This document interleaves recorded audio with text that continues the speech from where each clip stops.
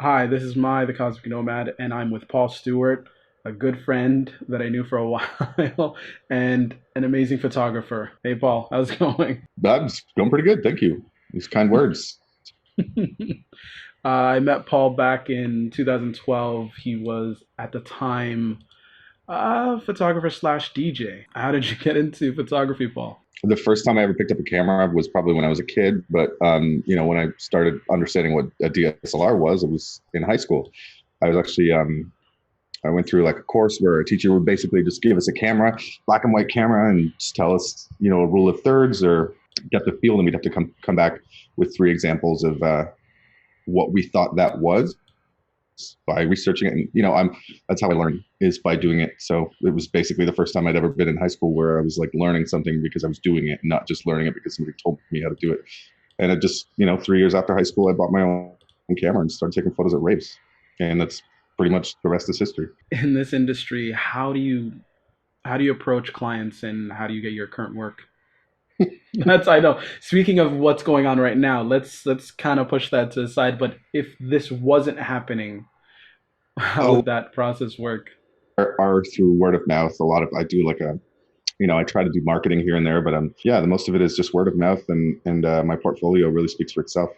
Who are your biggest influences? It's a tough question for me because I've never been like a person who looks to other people's work for inspiration. I mean, that's a lie. Obviously, I look for other people's work for inspiration, but I don't necessarily know who they are.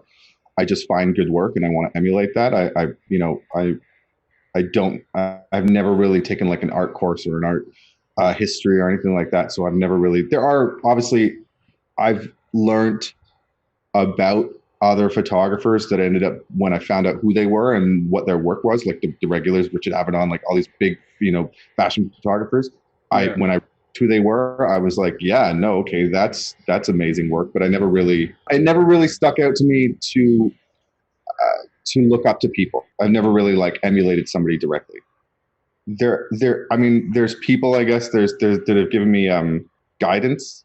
I have some friends that are very, very well known, commercial photographers that have given me guidance. I've had, I guess, loved ones. My mom's a huge influence, for example. Like, she's basically my biggest fan. But I don't necessarily have like a huge well of like things to emulate in terms of passion and skill or anything like that. I love taking photos. I just do what I want to do, and I do it how I want to do it. When did you start taking this seriously? From a hobby When to did I like I start taking? can make money from this? When did it become Honestly, that? When was that there, transition? there was a good 10 years where I was not really like I was just taking photos for the fun of it, and I would say about maybe 8 years ago, I I essentially just realized that if I just put all the photos that I'd taken up until that point onto a reasonably looking website, that I could make money from it. And then I just started doing that more regularly. I started doing the whole Facebook ads campaign, the social media stuff, and I was just getting more work and more work, and then it just became my my source of income, my main source of income. When you're working with clients compared to doing personal work, which one is more fulfilling for you? I would say personal work. It's always personal work that I think is the most fulfilling. That said, I've done some really cool stuff with clients. So, it's not out of the question that a client based project could be fulfilling, especially if they give me free reign. It's very rare to get those clients, but when you get a client that's just like, I like your creative vision, you do you, and you're just like, okay, but to what level should I do me? Is there any guidelines? And then they're like, no, no, no, just do you, right? But are you Yeah, sure you just want me to do me? Because then back later, that whole like that dance that you do with clients. yeah, because you want to get paid and you want to make them happy, but at the same time, they did hire you for your style and your eye, or. If they tell you to do something that's creative and they just trust your instincts, then like how do you know that like because it all the time, right? You do I trust you, and then you do it. They're like, no, no, not like that, not like that. No. And that's always like the well, I just spent all this time doing this thing that you told me I could do, and now you're like, no, no, no, no, not like that. That's always one of those things that happens, and that's why you're like so reluctant to just. Are you sure? Are Yeah. you sure? So currently, how are you navigating this industry or photography right now in this current situation that we're in?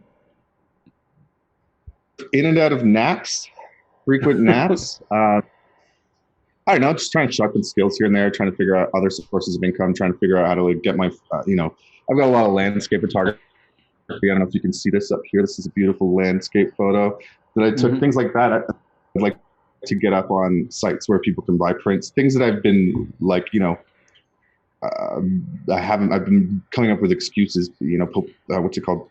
Postponing, and putting it off. And now it's like, I've got the time. I have no excuse, like just get it done. So, making an email list, for example, that I was doing this morning, trying to get an email sent out so I could get people on a mailing list. And, those are all the things that I've been doing. I've also been, trying to do some product photography or trying to do what I'm just trying to do something with the time. You've got all this free time. Might as well do something with it, right?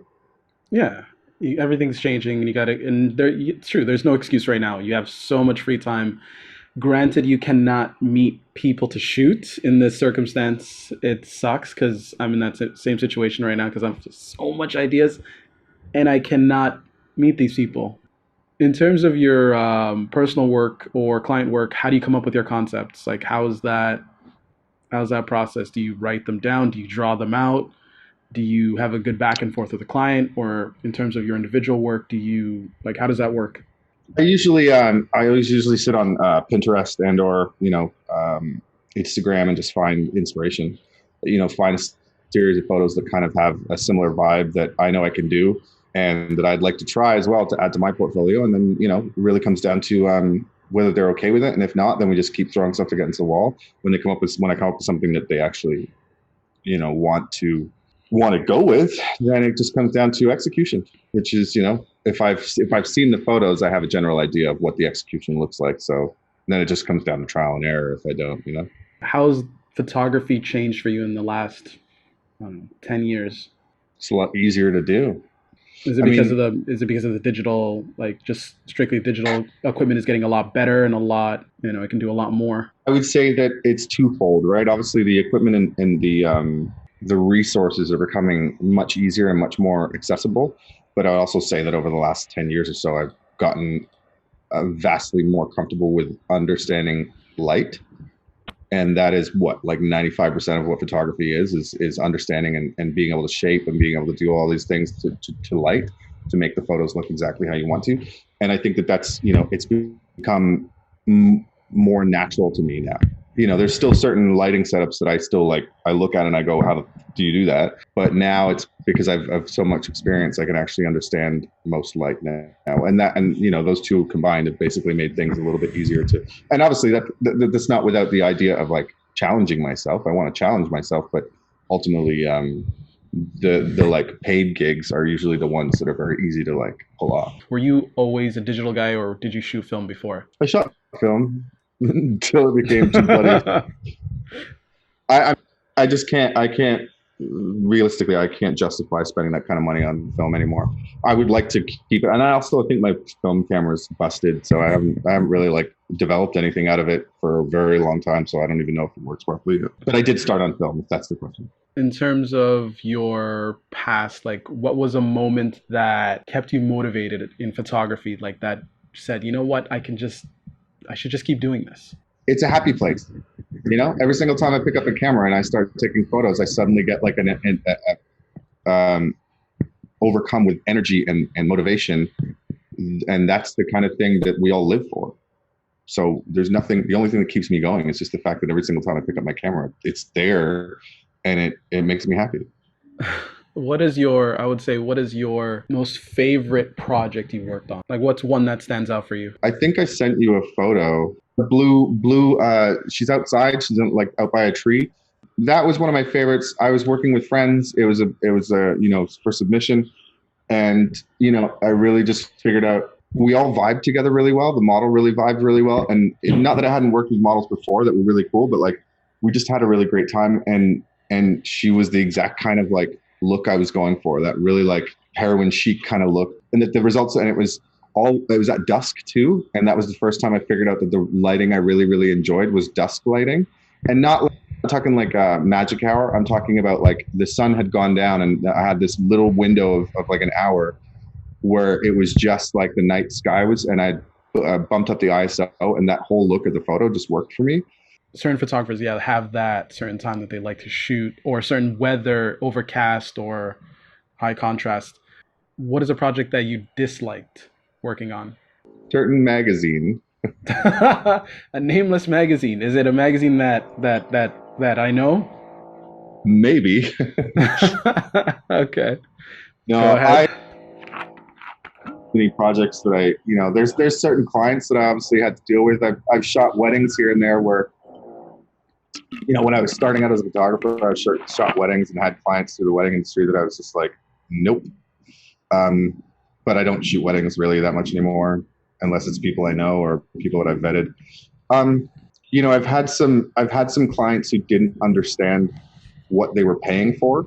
Hmm. It was hard to sort of like to be nice and friendly and talk to them with a professional manner, but then listen to them insult you over and over again and call you an idiot and call you a whatever. And it's just like, this is not, I don't have to take this.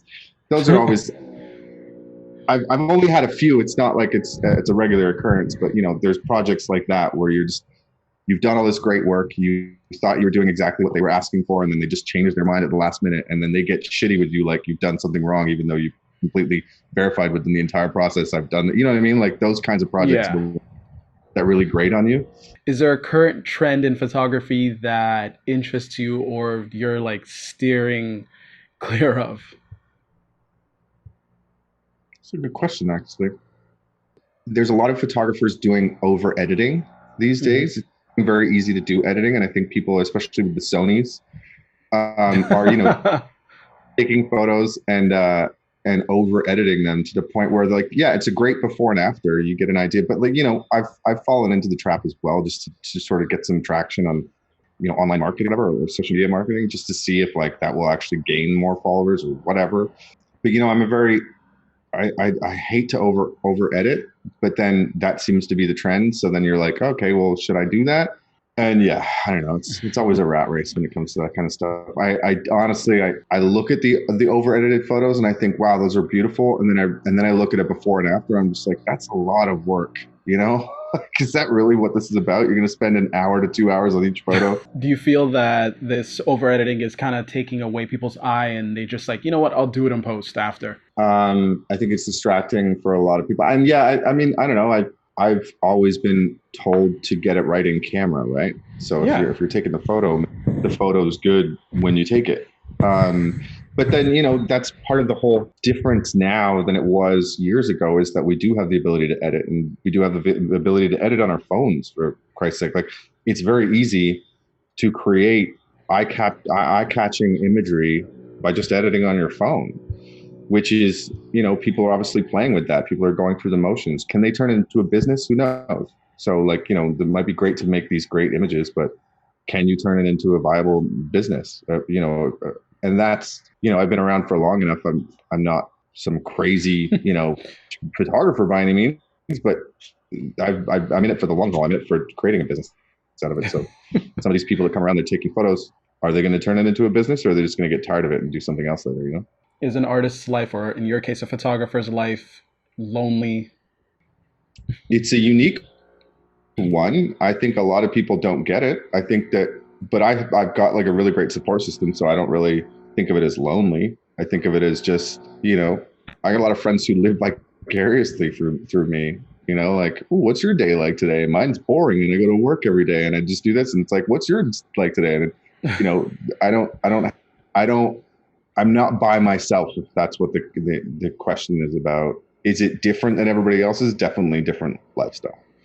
But I think that I have a great support system. So I don't consider it lonely, because I do spend a lot of time in my own head, but I feel like that's just the natural anxiety of me. I don't necessarily equate that with the artist life, but that's not to say that it probably could be the artist life. I don't know. I don't think of it that way, because I just don't think of it that way. What is a dream project that you would love to work on? TIFF comes around every year, and there's one photographer. Last year, I think it was Cronenberg has a daughter, Caitlin, I think her name is, and she's a photographer. And so last year at TIFF, she had a photo booth doing like these incredible portraits of all the celebrities that were coming through on these things. That's the kind of project I would love to work on. Like taking, candid, goofy portraits of like these really, really cool, well-rounded or interesting people. They just happen to be celebrities, but I'm talking like Yeah. the experience life, that's the kind of shit that I'd love to work with. But not just celebrities, it just happens to be that's the one thing that came to mind first. I'd also like to do that with directors and like, what I mean? Everybody that's involved in film and TV and all that kind of stuff, because it's a fascinating world for me. Like meaningful portraiture. Not just like take a portrait that's a friggin' headshot. I mean, like something that actually captures that person's personality. That's one of the things I've been trying to do with my entire career is fashion stuff. The models that I would be working with, I'd be like, no, give me like a smile or like a cheeky look or something like that. And they would be like, really? And I would be like, yeah, why not? Like, and they're shocked because they're just like, we just keep a blank face on her and like just do poses. And it's like, but that's not interesting to me. It's not, yeah. A lot of people think photography is a button pushing job. I think that one of the things it's taken for me from to me to learn personally is that it's more of a people job, right?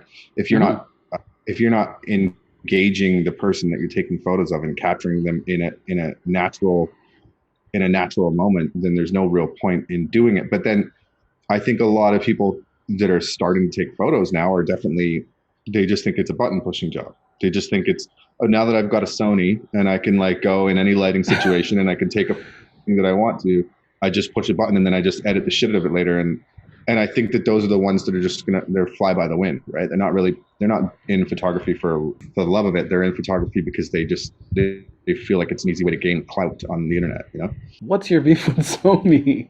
No. I honestly don't even care. I just feel like everyone, the new breed of photographers all bought Sonys. That's all I'm saying. It's not about it's whether you can or can't take a good photo with it. I'm just saying that for anybody that just got into photography, they all bought Sony. You can shoot in any lighting scenario because it literally sees in the dark. Disclaimer, yeah. I would own a Sony if I could right now. I've already invested all my money into Canon, right? What do you dislike about other photographers, or what do you like? Is there new things that are like what is something that you on both sides? I like the fact that there are people out there who inspire me. That's pretty much what the extent of it. I wouldn't say that there's any trend or anything like that specific. When I see photos that I like, I figure out how to make that image. That's what it's all about. Is like, if you're not surrounding yourself with people who are better and inspire you, then there's no real point. And it's like, there's nothing that I would pinpoint as like, you're doing it wrong. I just don't follow those people. I don't look at those people. I just zone that out. I block that out. Right now in this current situation, do you feel that governments should support artists? Yeah, I mean, as far as they can, absolutely. But I mean, I think the world needs to reframe what they value. I think that that's a societal change. It's not really a government thing. And I think that if the society itself changes what they value, those governments will have to adhere to those things, because the government is supposed to work for us. We've had that long conversation before. Yeah. The government is supposed to work for us, but people value the wrong things right now. People are constantly valuing fucking celebrities and sports people that they were the first jobs to go, and they're going to be fine. So the people that are going to suffer, and the ones, and they have, the benefits that they've been giving out are attainable for people that are self-employed. So, they have done that. But I mean, the fact is that we as a society should probably, in the time when we're doing well, support these artists so they don't have to rely on the government, What is a memorable response to your artwork or your photography? I have a book, and every single time I show the book to somebody, they stop on a particular photo that they like. Is always the most favorite response to everything, because now I'm like, okay, why did you like that one out of this book? There's people that will look through a book of your work and they will just stop on one page, and it's because they've connected with that image for whatever reason. I love those moments. Those are the best reactions, because whatever that photo is, I like it, but I'm curious to know now why they like it. That's always the best response. I always love the response too when you tell somebody that you're a photographer, and they're like, oh yeah, and then you show them your work, and their immediate response is like, oh, and you're like, yeah, that's right, I'm actually a good photographer. Because the first response, like, yeah, sure, you're a photographer. The second is, oh shit, no, you are actually a good photographer. I don't know why I didn't think that you would be. It's the saturation now too with like iPhone cameras where somebody can take a really good, and this is the other thing that inspires me too, right? If somebody can take a great photo with an iPhone, then what the fuck am I doing? I'm a professional photographer with a professional camera. I should be able to take much better photos. So that's to me, that's inspiration. But also, if people can see that, if the regular people can see that people can take great photos with their iPhone, they think that your job is basically like anybody can do it. Anybody with an iPhone can do it. And it's like, to a degree, if you know how to use an iPhone, yes, that is to a degree true. But that's what's happened, is that it's sort of like watered down what people actually understand photography to be. If it's just a good photo with an iPhone, then why the fuck am I paying you this much for this? It's because like there's a difference between an iPhone and what I'm going to supply to you. You know what I mean? It's a real lens. It's real depth of field. It's not some fake fucking algorithm, the depth of field, all these kinds of things. But they won't. A lot of people, the general population, has no idea the difference in those things, and that's unfortunate. But that's what it's done. Is that there's no mystery behind it anymore. You can take good photos with an iPhone. The people who understand the difference between a good photo on an iPhone and a real photographer's photo, those are your client base now, because everybody else is just like, well, I can do it with an iPhone. Do you feel that they're not necessarily bogged down by all these other supposed restrictions, like knowing light exposure compensation or white balance or bracketing or you name it, or even lens or focal length? They're just focusing on capturing that image and then they can just press okay. If the iPhone algorithm is doing it for you, why would you need to learn any of that stuff anyways, right? To the people who can see the difference, the tastemakers out there that can see the difference between somebody who, an iPhone photo and an actual professional photo, that's why I say those are your fans now. That's they've essentially, I mean, like the same thing happened to every industry, music producers, music writers, all that kind of stuff. They used to be legendary, and now pretty much anybody with an MacBook can make music, and a lot of it's gone viral. So like these people who have been, have an entire room filled with recording studio equipment are basically losing money, or at least potential money. I hate to put it like that, because it's not losing money if they've gone, but these other creators are coming along and creating something that the attention is now on, that was done with just a laptop. The same thing happens with every industry with technology, right? Eventually, we're all going to be, supplanted by robots anyways. So, don't you think there's a resurgence of the analog, or at least quality-wise? Because everything's so quick and so disposable in a sense. People want quality, like especially now when I'm looking at people being stuck at home, more of quality-based interaction with art or photography. I think that what's the trends that I'm seeing right now are people that are just kind of pushing their creativity with like what they can do at home. I don't see it as, and I think everybody, as soon as this whole thing, this quarantine's lifted, everybody's going to go out with a vengeance and just like get back, because it's going to be summer now. People are just going to go out there, take as many photos as they possibly can, ramp it all up, and it's I would like to imagine that we would live in a world where people will go back to appreciating the analog and appreciating the content more. But I honestly just feel like it's going to go back to the way that it was. Idealistically, I would hate that to happen. I would want it to go in a different direction, but something tells me that we're creatures of habit. People are creatures of habit, unfortunately. I don't think, for me at least, it's not that different, because I would self-isolate anyway. As a creative person, you self-isolate anyway. So yes, this is no different in my regular life. I spend days on just like sitting in my apartment doing work and or whatever. So this is the only difference is I don't get to enjoy the sun, and as you can see, it's creating a really pasty look on my friggin' complexion. I am white as the day is. No, long days long. I think it's the days long. What advice would you give to other up and coming photographers? Don't pick up a camera. Don't pick up a camera. Why? For be a photographer. No, I don't know. I honestly just, it's the, this is like, this is funny because it's become a bit of an online meme on the Twitters recently, which I know you're not a part of. So yeah, I'm not a people don't find, I'm not on Twitter. So if whoever you find there, that's not me, but you can find Paul. No, I would say that like there was a meme or a joke recently, because somebody just said you got to just keep shooting. You got to put in the work. and it's funny because obviously he said it over Twitter, so he sounded like a douche. But it's true. Like ultimately, with photography, the only way that you're ever going to get good at something is by continuing to do it, continuing to practice, continuing to try new things, to push yourself out of your comfort zone, to you know, to come up with new concepts, to try new things, to just really like there's no shortcut. You can't just become a photographer by buying a camera, which I've seen a lot of people try to do. And it's like, well, if I just buy the expensive camera, like, no, you could actually. When I first started, I started off with the cheapest camera I could find, and reached the limitations of that camera, and then realized I needed an upgrade, and then I needed a new lens, and then I needed a new whatever. So don't jump in, dive in with a lot of money. Just start taking photos, even if it's with your iPhone. Just start taking photos.